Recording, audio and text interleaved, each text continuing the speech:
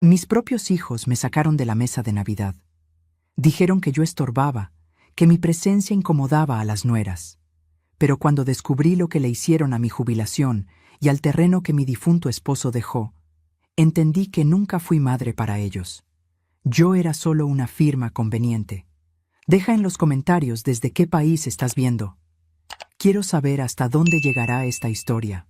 La frase salió de la boca de mi hijo mayor, como si me estuviera avisando que iba a llover.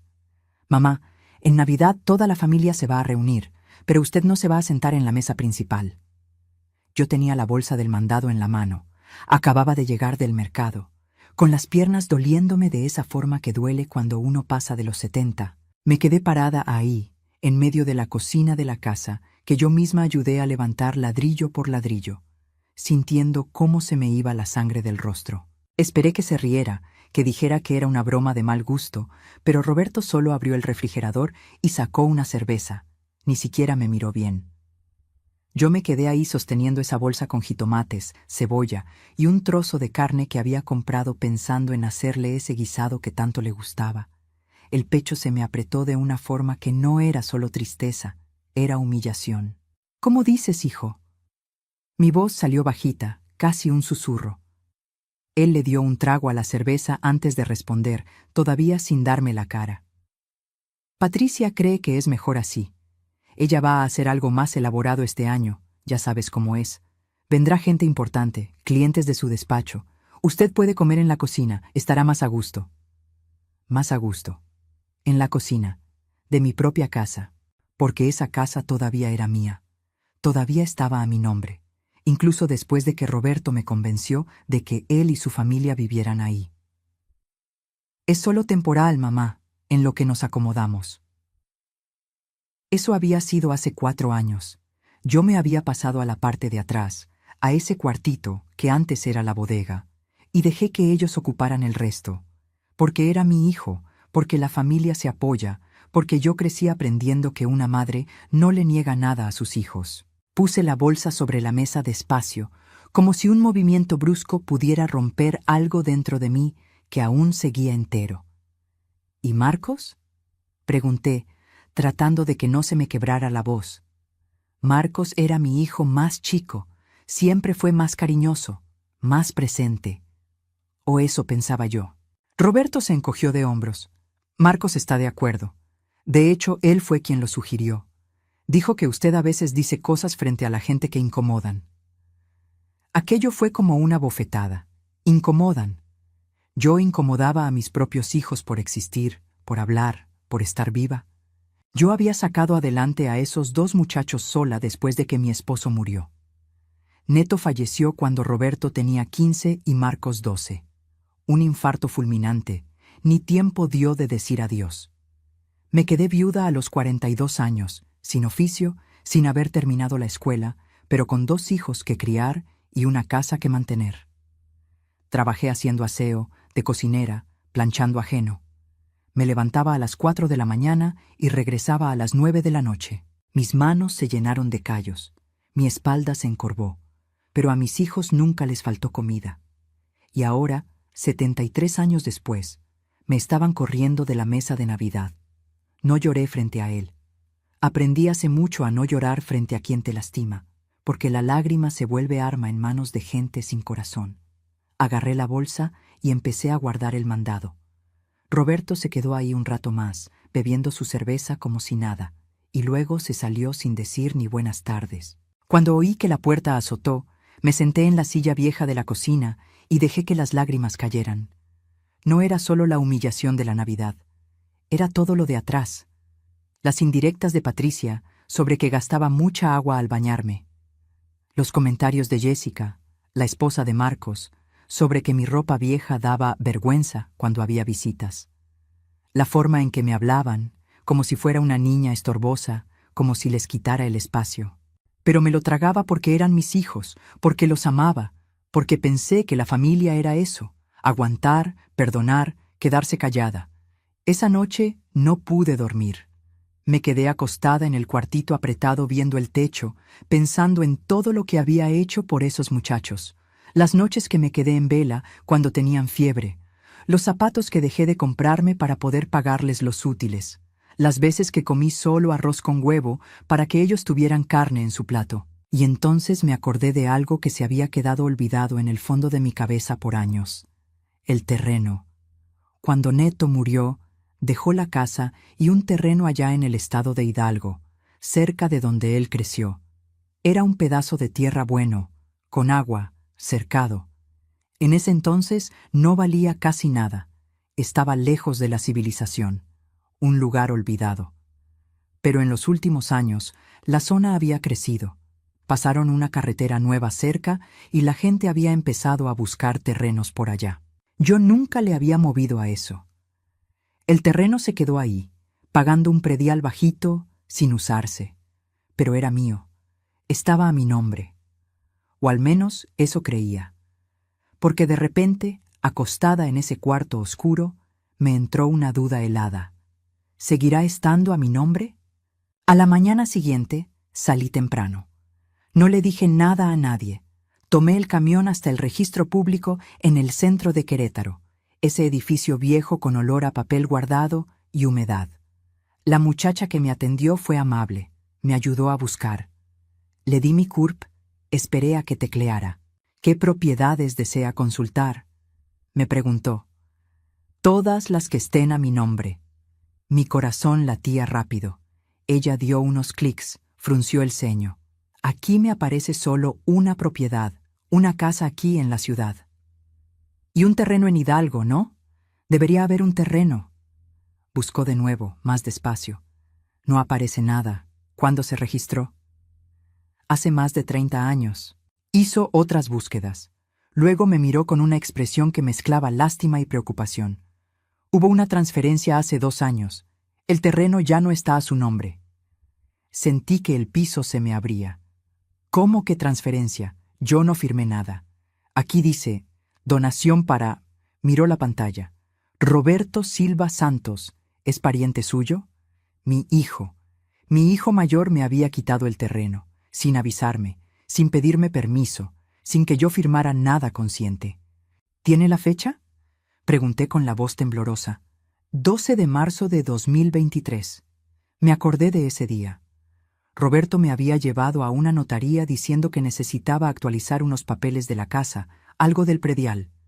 Yo firmé unas hojas sin leer bien, confiando en él, porque era mi hijo, porque una madre confía. Y él me había robado. Salí del registro caminando chueco, con la vista nublada. La gente pasaba a mi lado en la calle, apurada, cada quien con su vida. Y yo estaba ahí, una vieja engañada por su propia sangre. Me senté en una banca de la plaza porque las piernas ya no me daban para más. Me quedé ahí no sé cuánto tiempo, viendo a las palomas, viendo a los niños jugar, viendo cómo el mundo seguía mientras el mío se derrumbaba. Cuando regresé a la casa, Patricia estaba en la sala con una amiga, tomando vino blanco, riéndose fuerte. Me vio pasar y ni me saludó. Me fui directo a mi cuarto, cerré la puerta y me senté en la orilla de la cama.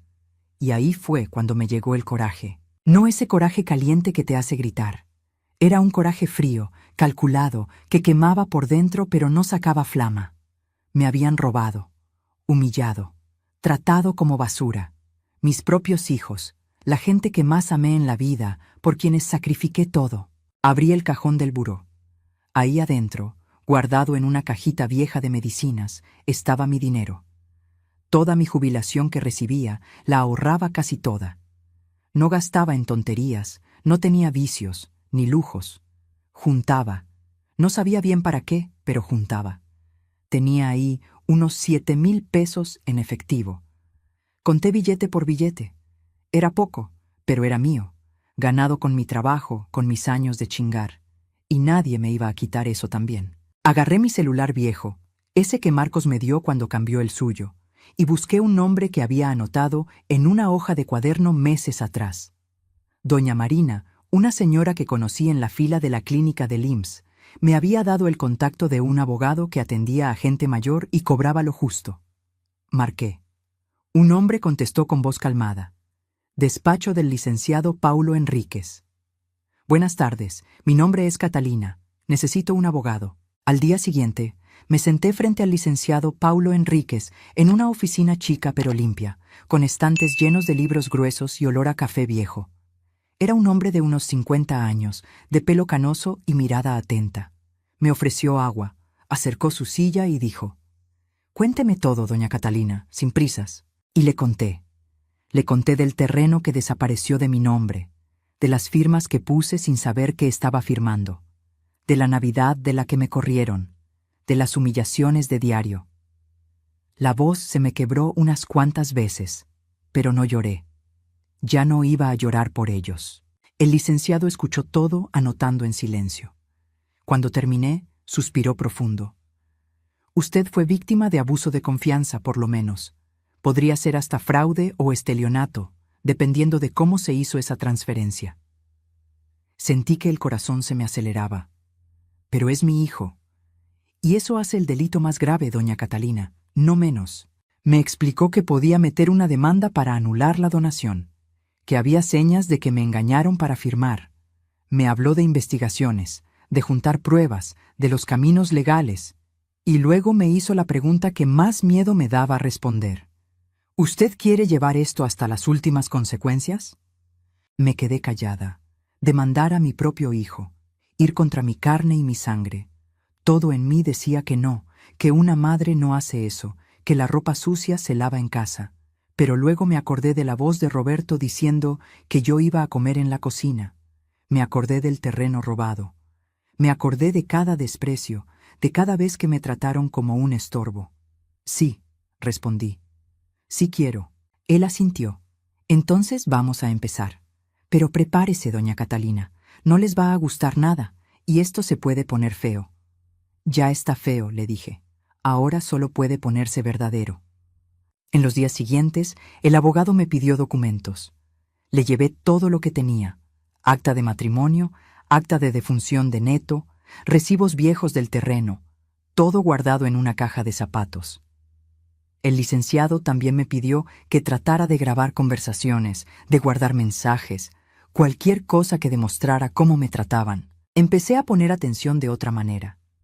Cuando Patricia decía algo grosero sobre que yo gastaba mucha luz en el cuarto, lo anotaba. Cuando Jessica ponía los ojos en blanco porque se me olvidó cerrar el zaguán, lo anotaba. Cada falta de respeto se volvió un registro.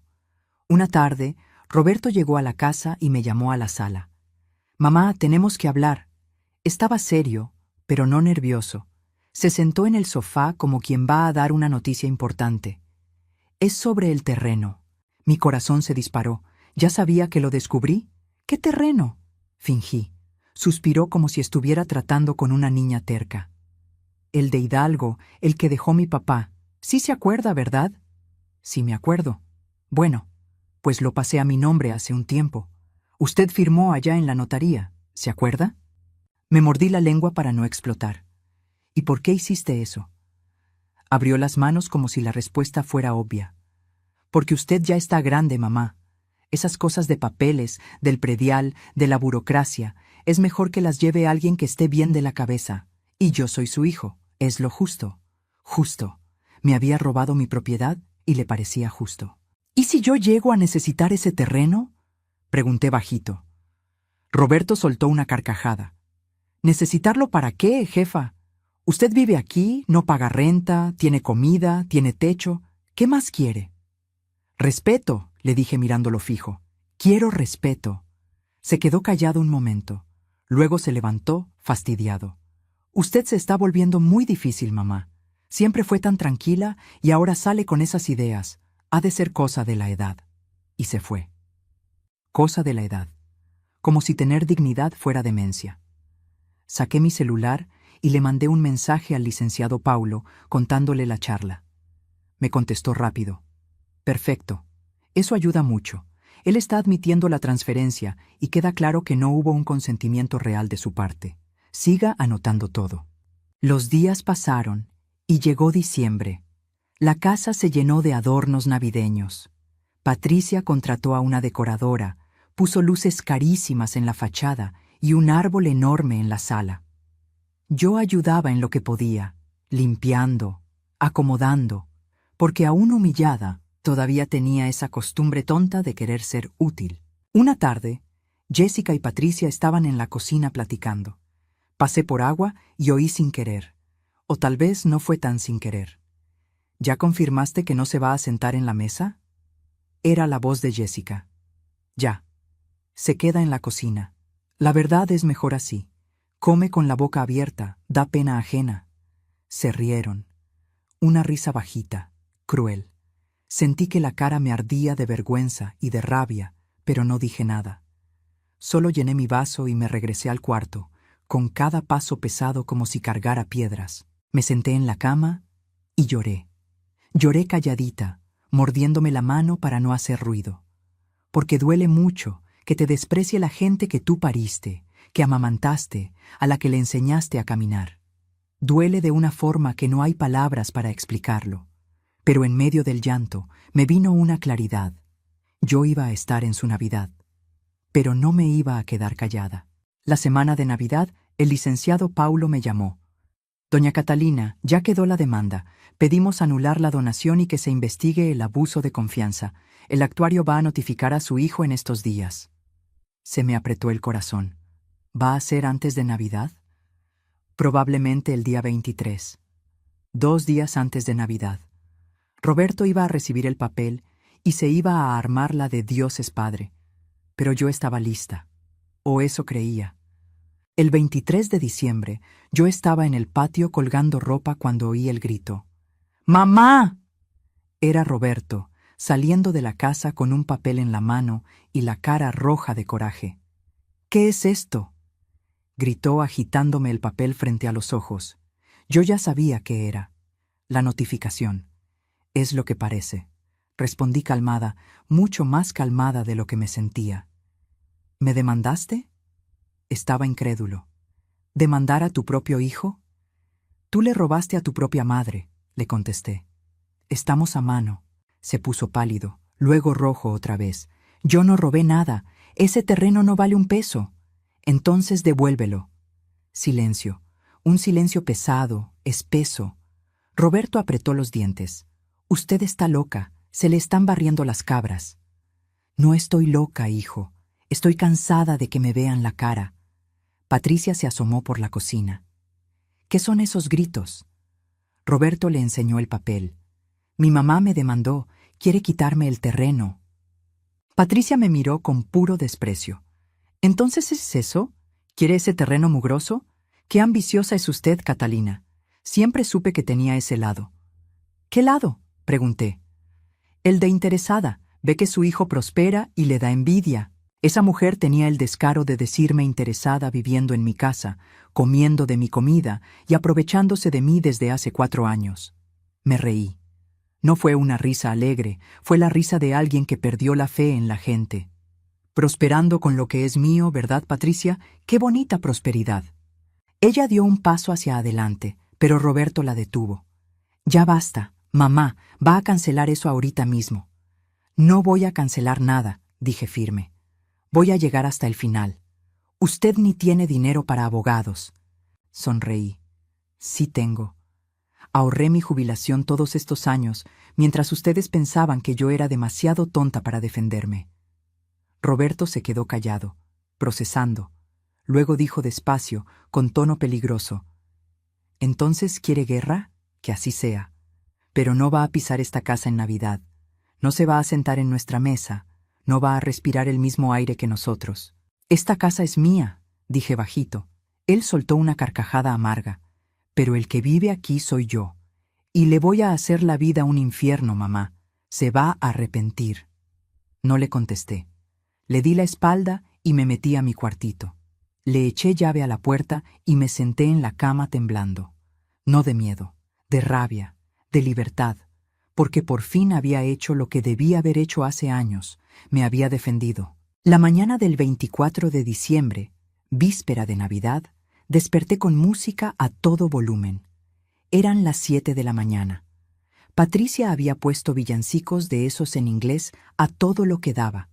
Yo sabía que era a propósito, para molestarme, para enseñarme quién mandaba. Me levanté, me lavé la cara y me vestí.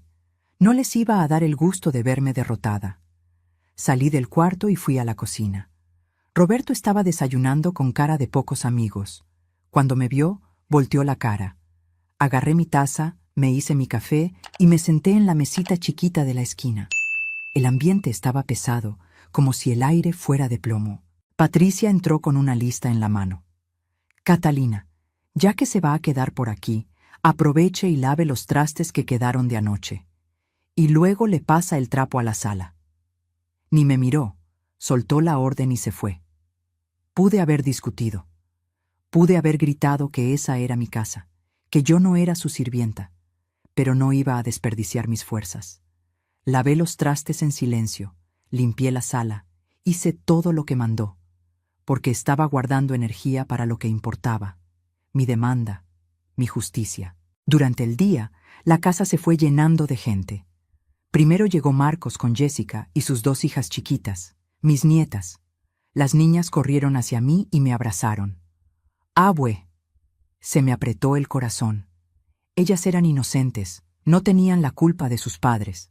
Las abracé fuerte, les di un beso y les pregunté por la escuela.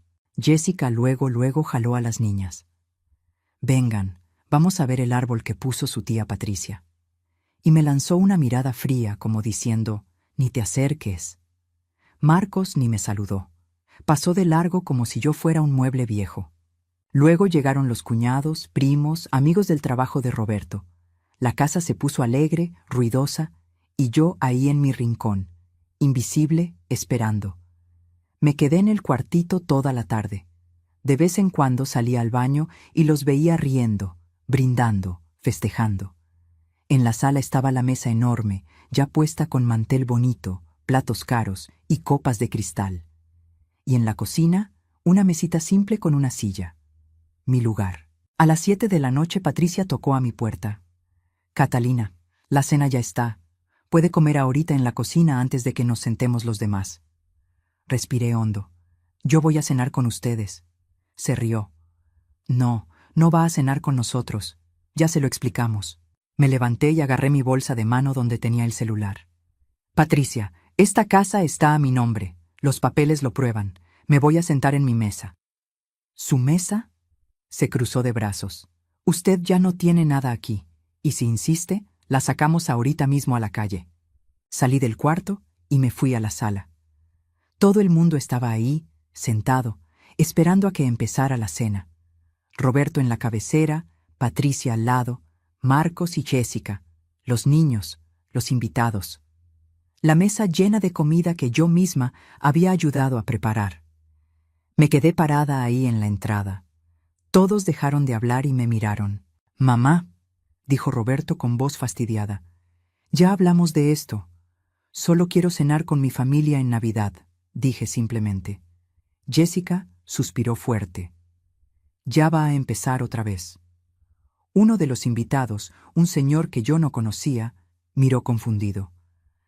«¿Cuál es el problema de que se siente?» Roberto forzó una sonrisa.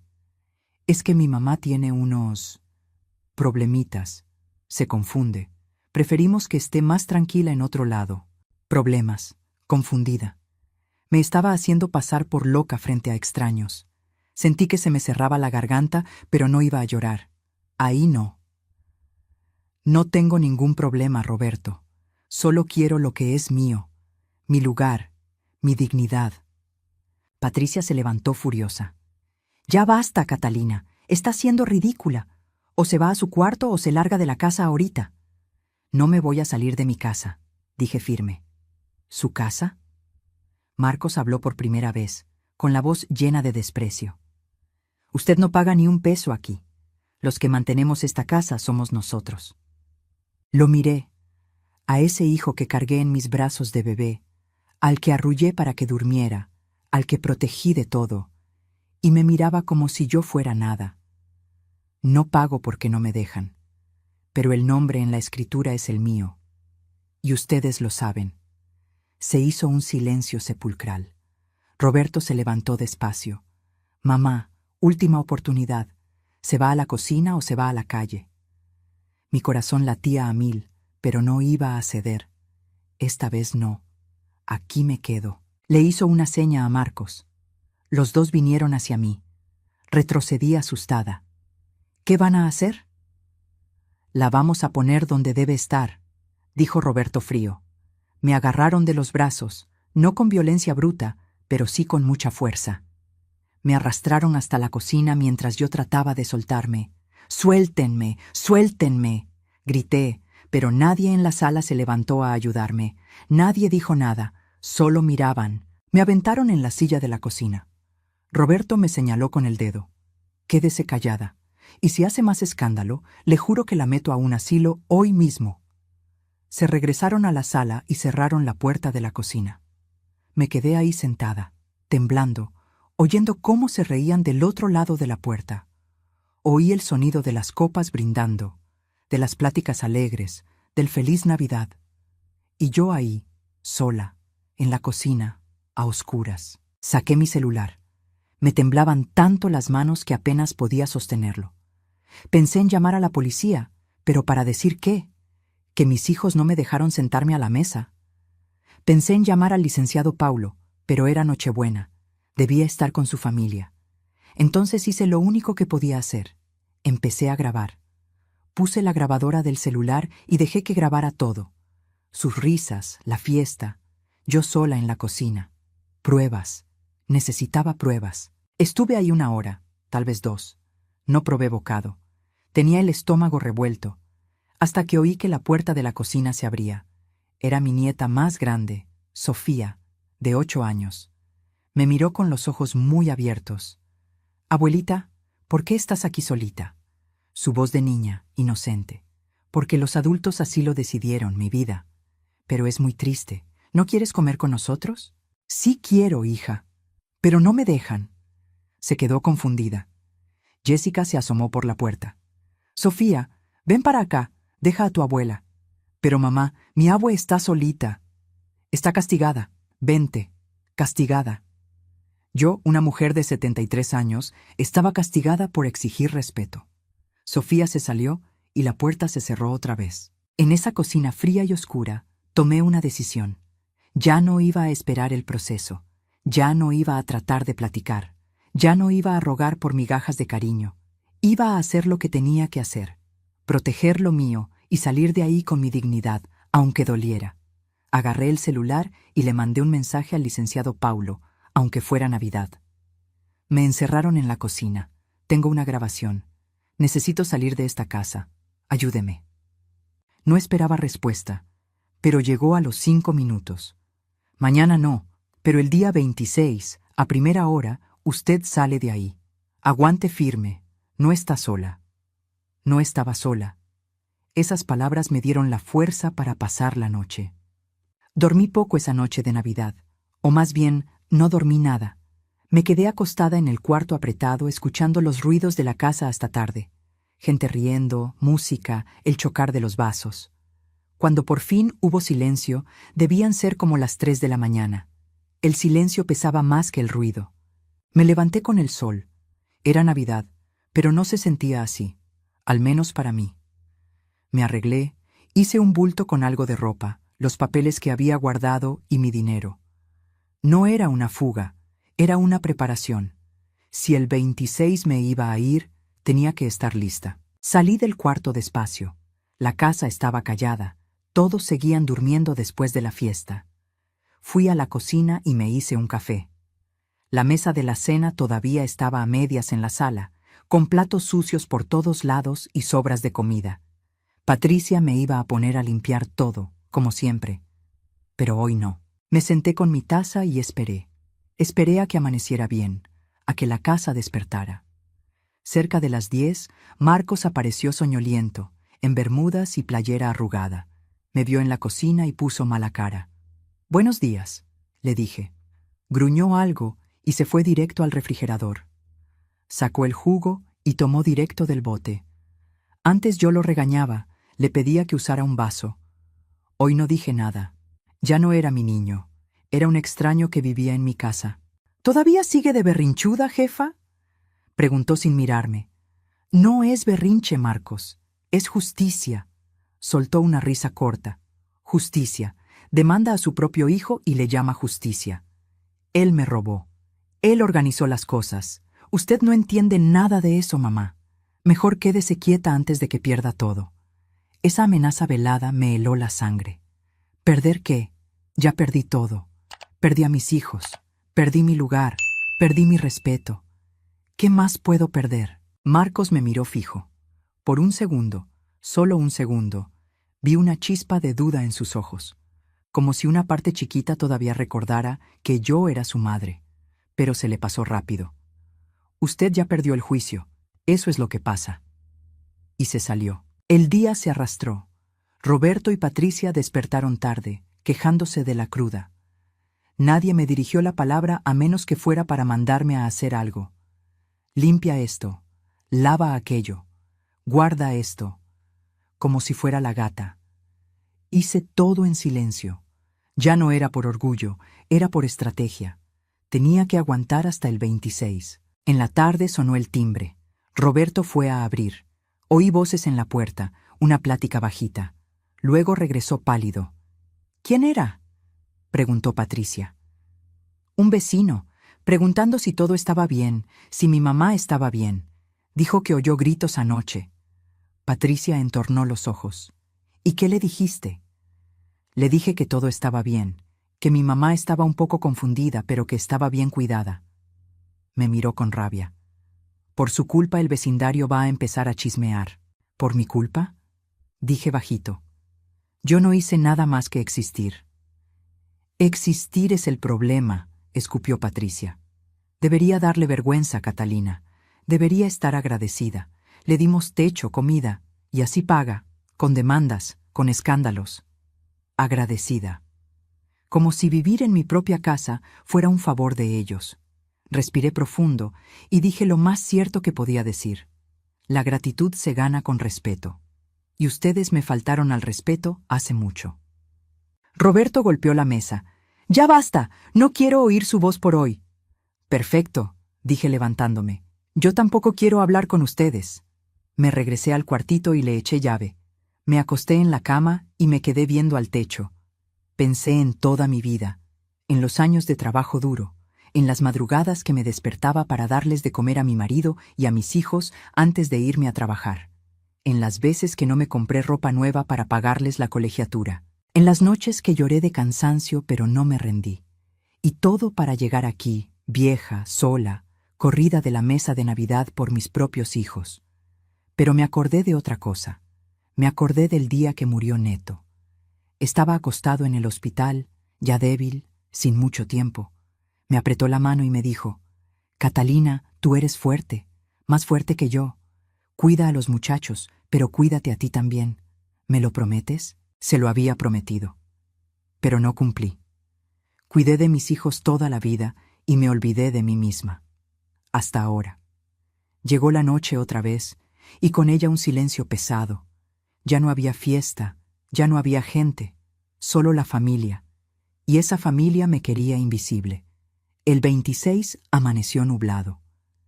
Me desperté temprano, me arreglé y agarré mi bulto. A las 7 de la mañana en punto sonó mi celular. Era el licenciado Paulo. «Doña Catalina, buen día. Ya voy para allá. Quédese en la puerta de la casa. Llego en 20 minutos». «Gracias». La voz se me cortó de la emoción. «Gracias de verdad». Salí del cuarto con el bulto en la mano. Roberto estaba en la sala tomando café. Me vio y frunció el ceño. «¿A dónde piensa que va?». «Me voy», dije simplemente. «¿A dónde?». «A donde tenga paz». Soltó una carcajada. «¿Con qué dinero? Usted no tiene nada». «Tengo mi jubilación y tengo mi dignidad. Eso ya es más de lo que tú me puedes dar». Apareció Patricia. «¿Se está escapando?». «No me estoy escapando. Me estoy saliendo de mi casa». «¿Su casa?». Patricia se acercó. «Esta casa ya es nuestra. Usted es la que debió irse hace mucho». Oí un claxon afuera. Era el licenciado Paulo. Caminé hacia la puerta, pero Roberto me agarró del brazo. «Usted no va a ningún lado». Miré su mano en mi brazo. Luego lo miré a los ojos. «Suéltame». «No». «Suéltame, o pego un grito que va a oír toda la colonia». Dudó. Y en esa duda, jalé mi brazo y me salí. Caminé hasta el zaguán. Lo abrí y ahí estaba el coche del abogado. Me subí rápido. Roberto salió hasta la reja gritando: «Se van a arrepentir, se va a quedar en la calle, se va a morir sola y nadie la va a llorar». Sus palabras eran cuchillos, pero ya no dejé que me cortaran más. El licenciado arrancó y nos fuimos. Miré por la ventana. Vi mi casa, esa casa que ayudé a construir, quedándose atrás. Vi a Roberto gritando en la reja. Vi a Patricia en la puerta con cara de triunfo. Y no sentí lástima, sentí libertad. El licenciado me llevó a un hotelito sencillo en el centro de Querétaro. No era de lujo, pero estaba limpio y seguro. Pagó 3 noches por adelantado y me dijo: «Doña Catalina, aquí se queda hasta que organicemos todo. No se preocupe por el dinero ahorita». Quise llorar de agradecimiento, pero me aguanté. «Le voy a pagar, licenciado. Tengo mi dinero. Ya sé que tiene, pero ahorita descanse. Mañana platicamos de lo que sigue». Se fue y me quedé ahí sola en el cuarto de hotel. No era grande, tenía una cama matrimonial, una mesita y una tele vieja. Pero era mío. Nadie me iba a mandar a hacer nada. Nadie me iba a humillar. Me senté en la cama y por fin dejé que las lágrimas salieran. Lloré todo lo que tenía guardado. Lloré por la familia que perdí, por el amor que di y no recibí de vuelta, por los años que desperdicié tratando de darle gusto a quien no me quería. Pero en medio del llanto sentí algo raro. No era solo tristeza, era alivio. Un alivio enorme de ya no estar en esa casa, de ya no aguantar miradas de desprecio, de no ser invisible. Por primera vez en años podía respirar. Me quedé en el hotel 3 días. El licenciado regresó con noticias. Logramos una medida cautelar. Su hijo no puede vender ni transferir el terreno hasta que acabe el juicio, y sobre la casa vamos a meter la demanda de reivindicación. Usted es la dueña legal. «¿Pero ellos viven ahí?», dije. «Sí, y van a tener que salirse o pagarle una renta justa a usted. La decisión es de ellos». El corazón me dio un vuelco. «Me van a odiar más todavía». «Doña Catalina», me miró serio, «ellos ya la odian. La diferencia es que ahora usted se está protegiendo». Tenía razón, ya no había marcha atrás. En los días siguientes, mi celular empezó a explotar. Mensajes de Roberto, de Marcos, de Patricia, de Jessica. Todos decían lo mismo, que era mala, ingrata, egoísta, que me iba a morir sola, que ninguno me iba a perdonar. Los leía y los borraba. No contestaba nada.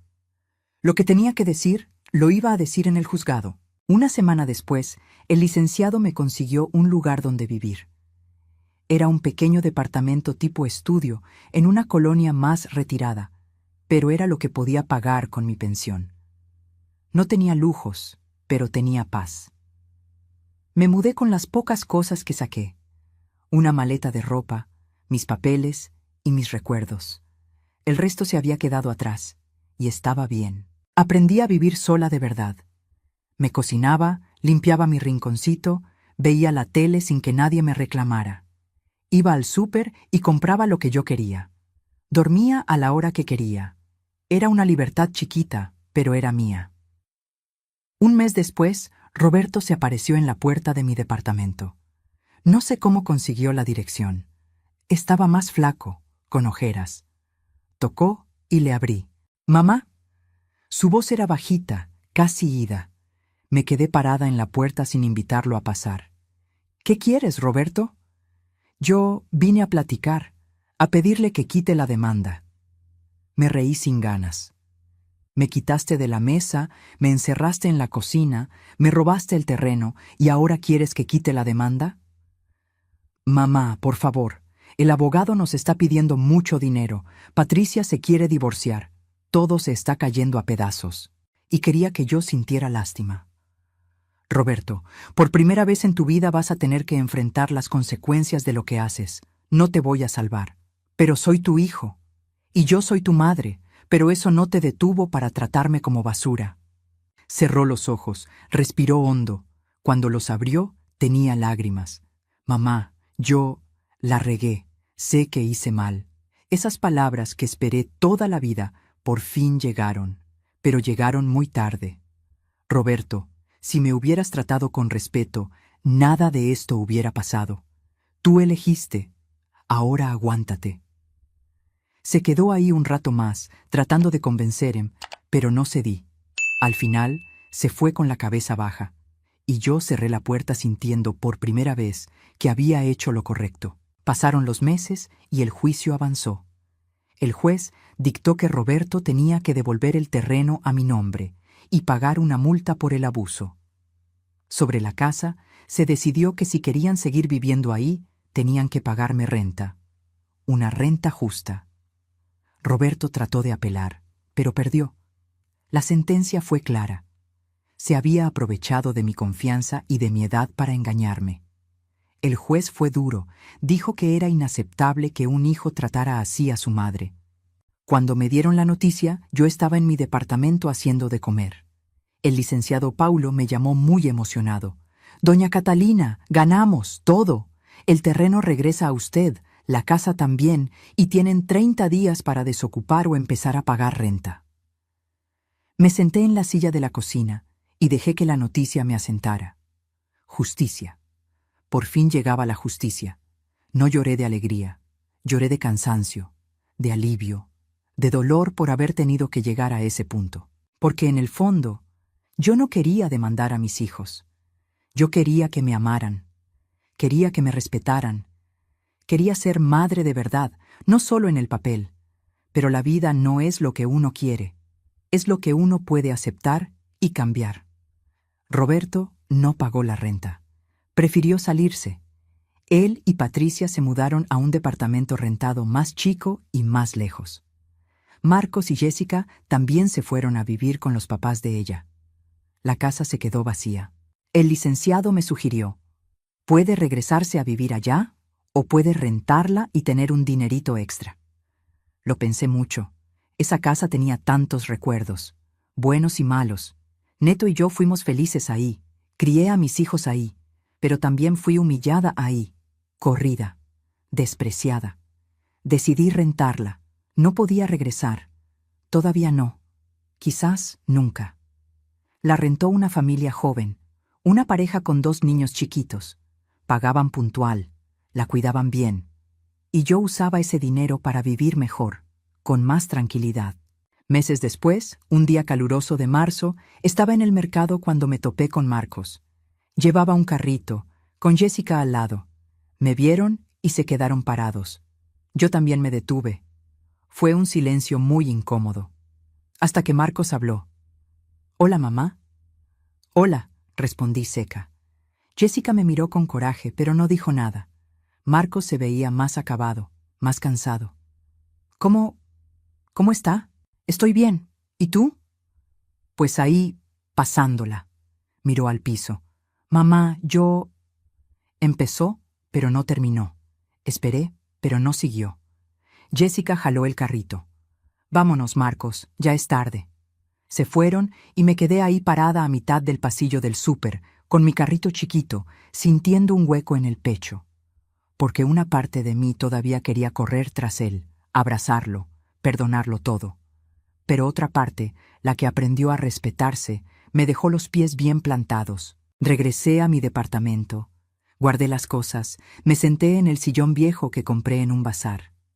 Prendí la tele y traté de distraerme, pero no dejaba de pensar. ¿Había sido muy dura? ¿Debí perdonar? Entonces me acordé del día que me encerraron en la cocina. Me acordé de las risas.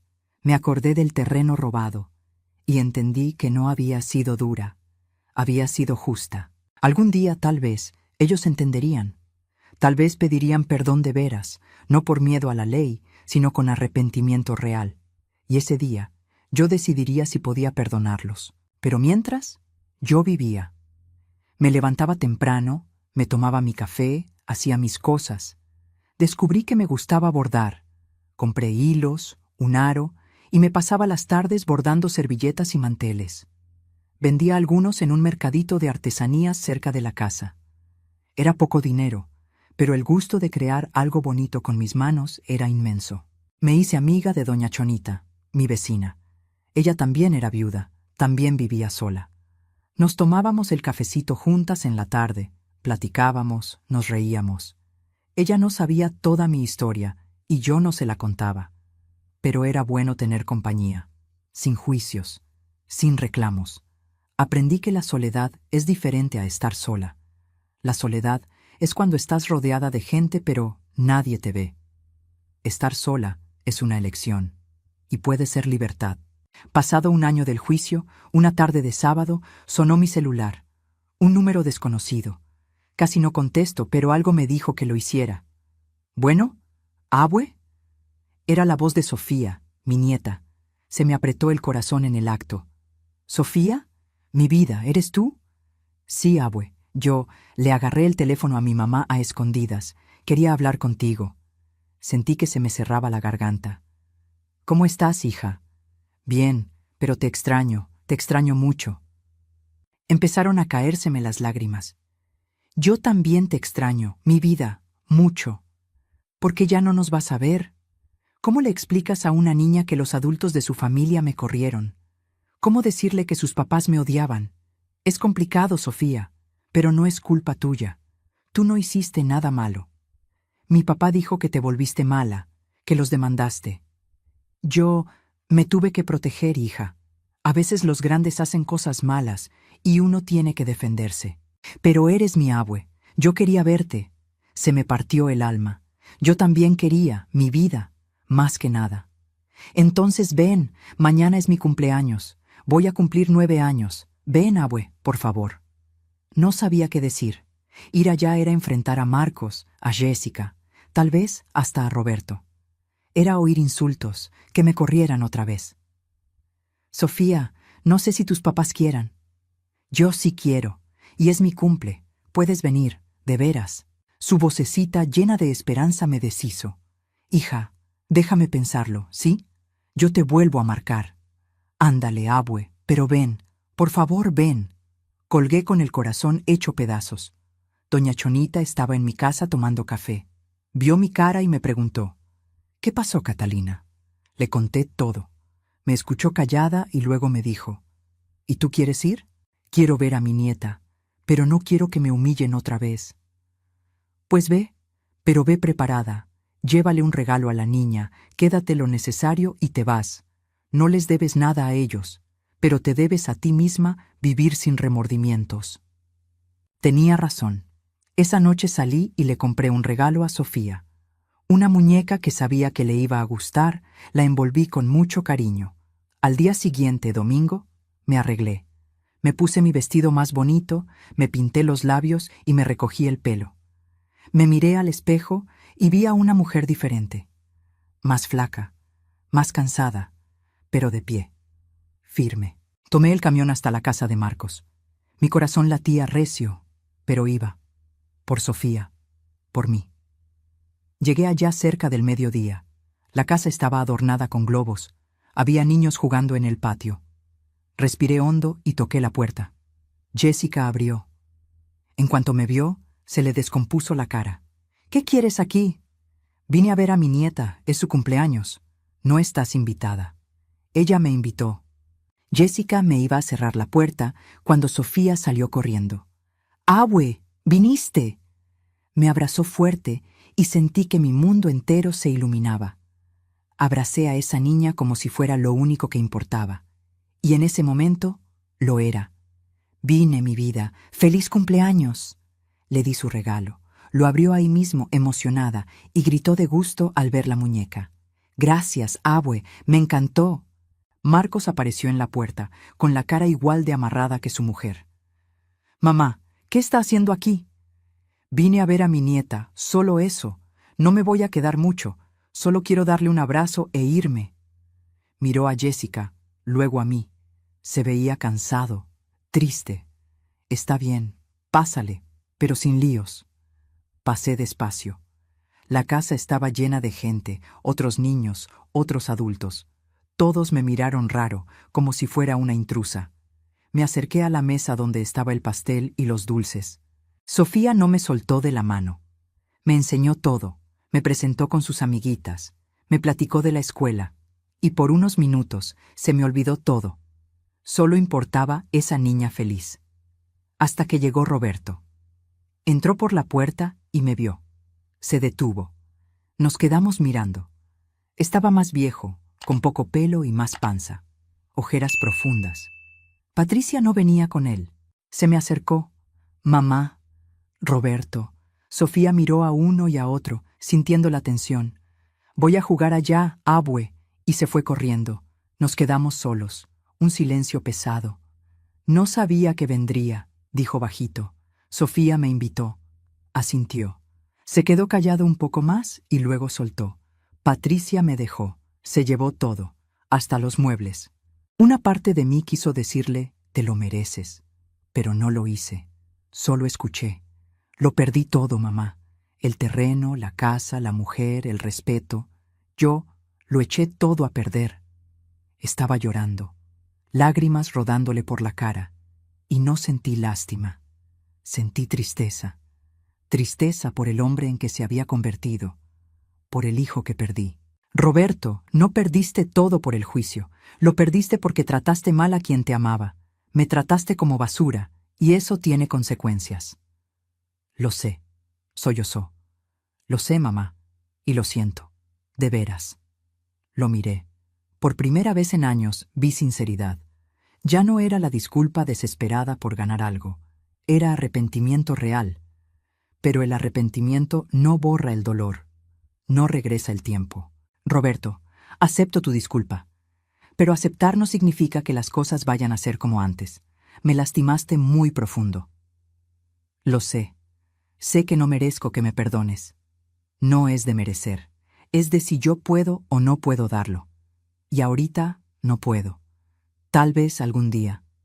Asintió con la cabeza. Se limpió la cara. Gracias por venir. Sofía está feliz. Hace mucho que no la veía tan contenta. Es una buena niña. Cuídala. No dejes que se vuelva lo que tú te volviste. Fue duro, pero era la verdad. No contestó. Solo se quedó ahí, con la cabeza baja. Me quedé media hora más. Vi a Sofía soplar las velitas. Luego me despedí. Abracé a mi nieta. Le di un beso en la frente. Abue, regresa pronto, ¿sí? Regreso, mi vida, en cuanto pueda. Salí de esa casa con el corazón dividido. Todavía dolía. Dolía mucho, pero había ido. Había dado la cara. Y había salido entera. Los meses que siguieron fueron de una reconstrucción silenciosa. Seguí con mi vida sencilla en el departamento, haciendo mis bordados, tomando café con doña Chonita, yendo al tianguis. Poco a poco, fui aprendiendo a vivir sin esperar nada de mis hijos, sin esperar llamadas, ni visitas, ni perdones. Y fue liberador. Sofía me marcaba a escondidas de vez en cuando. Platicábamos rápido. Me contaba de la escuela, de sus amigos. La oía con el corazón apretado, pero agradecida por esos minutos. Era lo que tenía, y estaba bien. Roberto trató de acercarse unas cuantas veces. Mandaba mensajes de vez en cuando, preguntaba cómo estaba. Yo le contestaba educada, pero cortito. No estaba lista para más. Quizás nunca lo esté. Y eso también está bien. El terreno que me habían robado, lo vendí. El licenciado Paulo me ayudó a encontrar un buen comprador que pagó lo justo.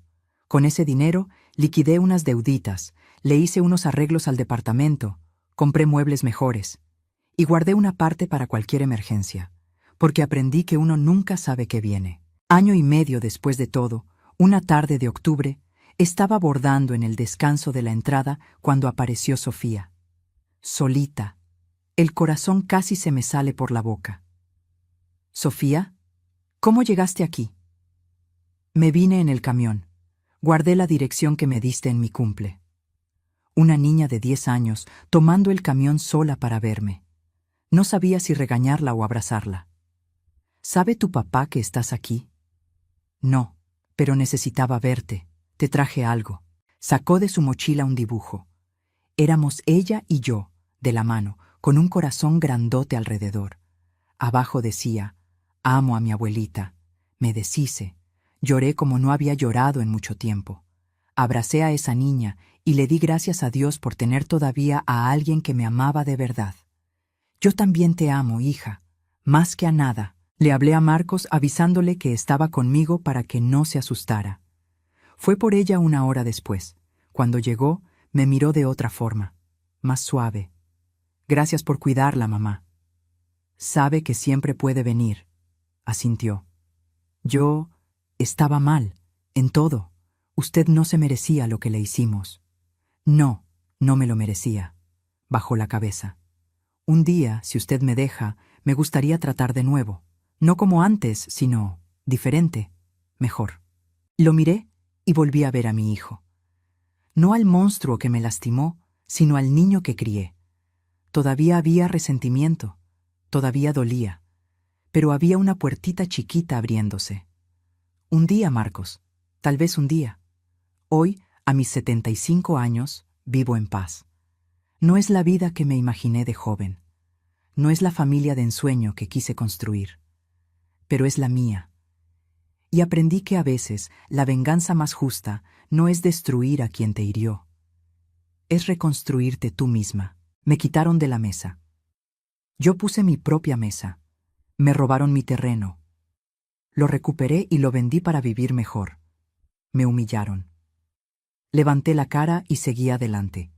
No fue fácil. Hubo noches que lloré hasta quedarme dormida. Hubo días que quise tirar la toalla, pero no me rendí, porque yo merecía respeto, y si ellos no me lo iban a dar, me lo daba yo solita. Hoy bordo, vendo mis cosas, tomo café con mis amigas, veo a mi nieta cuando viene, y soy feliz. Una felicidad quieta, chiquita, pero de verdad. Si me estás escuchando ahorita, desde cualquier parte del mundo, quiero que sepas algo. Nunca es tarde para defenderte. Nunca es tarde para exigir respeto. Y nunca, de veras nunca, dejes que nadie, ni tu propia familia, te use como escalón. Porque al final, con la única persona que vas a dormir y rendir cuentas es contigo misma. Y yo duermo tranquila. Por fin, después de tantos años, duermo en paz. Si esta historia te llegó al corazón, deja un comentario aquí abajo. Cuéntame si tú también has pasado por algo parecido, si has tenido que elegir entre la familia y tu dignidad. Y si te gustó, suscríbete al canal, dale like y activa la campanita. Tu apoyo ayuda mucho para que siga trayendo historias reales e importantes como esta. Gracias por estar aquí. Hasta la próxima.